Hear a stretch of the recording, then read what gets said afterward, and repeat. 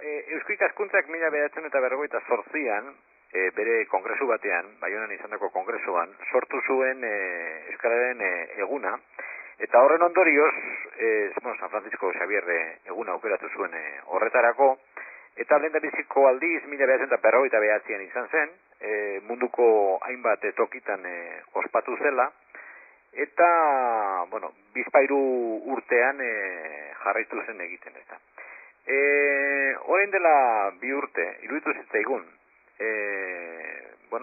ideia horri, berrelduz, Eusko Ikaskuntzak gaur egun interneten daukan, presentzia aprobetxatuta, egin genezakela esfortzu txiki bat, Euskararen presentzia nola baitere eramateko internet bitartez mundu guztira. Eta igaz ekin genion, horri, lehendabiziko urtean izan zen orako aitorpen bat zintzilikatu genuen gure webetan, eta atxikimenduak eskatzen genituen, eta mundu guztian. Eta, ondorio giza milaka atxikimendu dituzteizkigun, eta, hoiekin egin izan genuena da, hemengo erakunde publikoetara eta helarazi, beraiek ere ikusi zezaten munduan badagoela olako sensibilidade bat, ez da.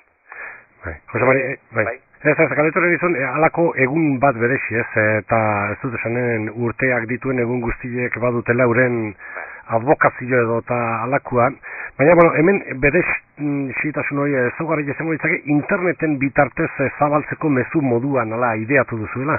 Guk ez daukagu ezelako asmorik kale irreteko, Eusko Ikaskuntza ez da kale erakunde bat. Eta, hori gure eskaintza kulturala internetetik, gaur egun den eskaintzarik handiena da, euskal kulturari dagokionez, eta horren barruan kokatu dugu kanpaina hau, eta urteroko kanpaina hau.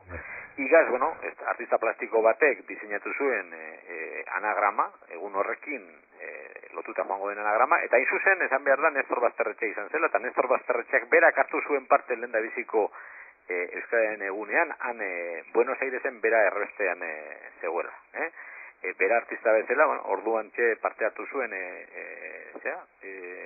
Euskal Etxean, Buenos Aireseko Euskal Etxean, eta, kuriosoidadea izan zen, baina, beraren gana jo genuen, pizkat ezera, eta kurioso izan zen, baina beraren gana jo genuen, nolabait, islatzeko guk nahi genuena anagrama baten bitartez. Egia esan behar da, igaz ere jo genuen Bernito Lertxundiren gana, musika ere nahi genuelako, egun horretarako, berandu jo genuen, ez zine izan zen, baina agindu zigun aurtengorako berak egingo zuela melodia bat eta abesti batez. Eta hori da, aurtengo zera, berrikuntzarik, importantena edo eskaintzarik berriena. Izan ere, jadanik lenguaztetik interneten dago Benitok komposatutako abestia, esan dezaket zorionez milaka diela jetxi diren aldiak, izan ere, edo zein jetxi dezake bere ordenadorera musika eta letra hori.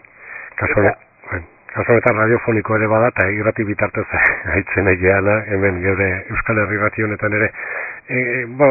Euskararen egunerako, eta hor Benito Lertxundiren, bere sentimentu eta bere abots sarkor horrekin eta jarritako mezua, Euskararen balioaren aldarrikapena, Euskararen definizioa. Oin, kurioso iten zaita, Jose Mari, Eusko Ikaskuntza, dain bezain, erakunde, veterano eta urtetsua, igual, hori da urtetsua, nola teknika berrietara eta horren zalia eta horren emana den, irutzen zaite, oindik beste batzuk desente atzerago, dabiltzela zuko so, klaro ikusi duzue, hoi dela bidea. Eusko Ikaskuntza bere garen 18an pionero izan zen bezala, guk momentu enten ere pioneroak izan ginen zera, eta teknologia berriak erabiltzeko orduan. Izan ere, 80an apostu gogorra egin genuen, guk hau erabili behar genuela, eta orduanik gaude jotazu. Eta horren adibide garbia da, izan ere, guk web, zenbait web,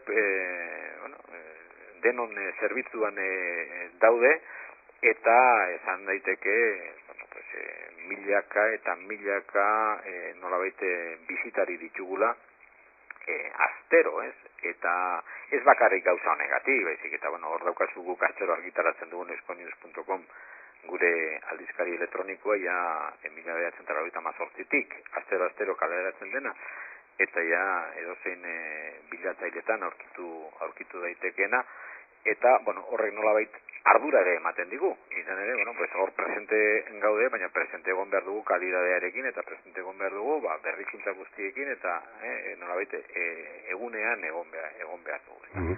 Horretarako sortu genuen ere, esan behar da, sortu genitun bi fundazio, Eusko Ikaskuntza sortu zituen bi fundazio, bat bi teknologia berrietan, eta komunikazio teknologietan lan egiten duena, bat da Asmos Fundazioa eta formazio virtuala ematen du, eta, milaka ikasleak ere ditu edo izan ditu, eta izango ditu munduan zehar, izan ere 30 bat kurso eskaintzen dira momentu honetan, eta gero bestea da Euskomedia Fundazioa. Eta Euskomedia Fundazioa egiten duena da, gure datu base guztiak zerbitzuan ipini ditu, eta edozeinek eskuratu ditzake, bai internetetik eta bai mugikorretatik, eta agenda elektronikoetatik, eta gaur egun jasartu daiteke ja Euskomedia Fundazioaren webgunean, ezta.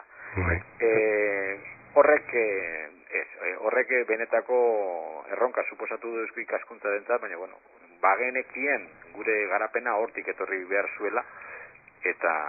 Ari horregatik berataitik, Jose Mari, gogo eta moduan da, urte batzutako esperientzia badelako, eta zenbaitzuk behintzat, ez dut esanen fede handia, baizik diotena, sekulako posibiliak ikusten dizkiotara, sekulako garrantzizko aldaketak gertatzen nahi dela, geure begien aurren, edo geure eskutartean daukagun tresna horren bitartez, zenbaterainokoa izan liteke, esan edute paper idatzilea liburuaren ordezko izateraino iritsikote da, imprenta bera baino aurkikuntza handiagoa omen da, oain esaten aigaran internet eta guztia, horrenbesteko alda. Hombre, gaur goizian bertan egin dugu froga bat eta adibide gisa. Guk ataratzen dugun Eusko News, eta edozein web, eta.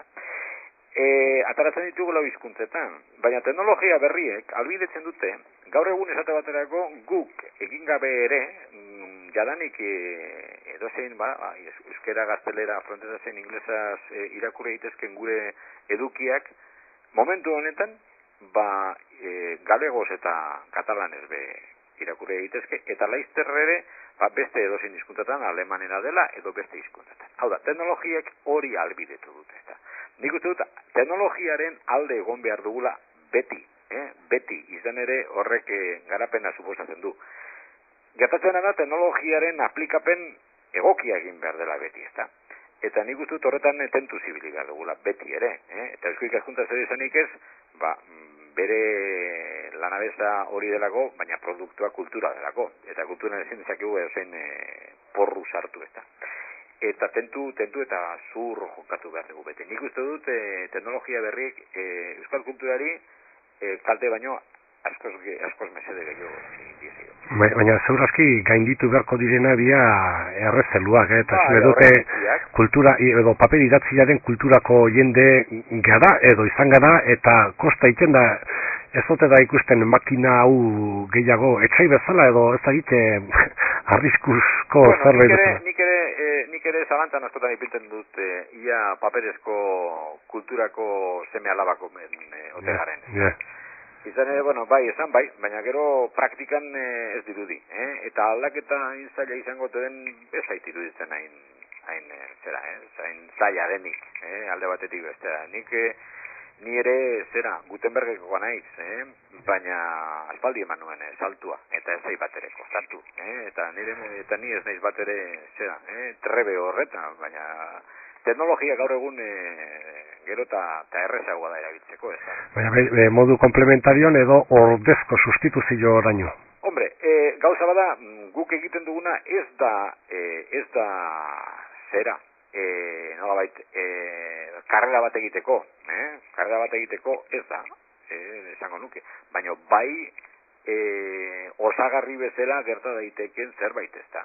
Izan ere, guk ematen ditugun zera guztiak, dokumentazioak, informazioak, edukiak dira edozeinek bere lanean jorratzen dituen esparruetako osagarriak. nik alde horretik ez dauka bat ere problemarik, esateko, bueno, pues, ni jo dezakedala eduki elektroniko batea, eta eduki elektroniko horretatik hartu ditzakela, neri gehi interesatzen eskidanak, eta hori da, bibliografia gaur egun itzela da, ez da? Bibliografiaren aldetik, gaur egun teknologia hauetan, hauen zera bitartez, egundo biterkatu dezakezu. Azkenian, zera, guztiontzako onura da. Euskararen egunerako Benito Lertxundiren mezua interneten topatu dugu, eta, bueno, horretatik abitatuta gogo eta hau Jose Mari eskertzen dizugu Euskal Herri Erretirako minutu hauek eskin izana. Nahi zunean. Bizkor segi eta aurren arte.